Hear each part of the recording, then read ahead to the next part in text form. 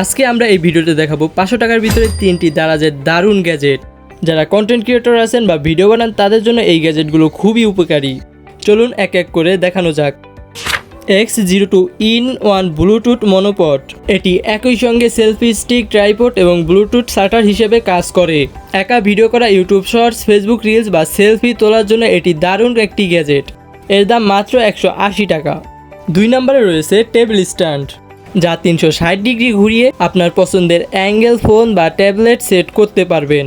Video দেখা, live করা, অনলাইনে ক্লাস করা বা ডেস্কে কাজ করার জন্য এটি বেশ সুবিধাজনক একটি গ্যাজেট, আর এর দাম মাত্র 100 টাকারও নিচে।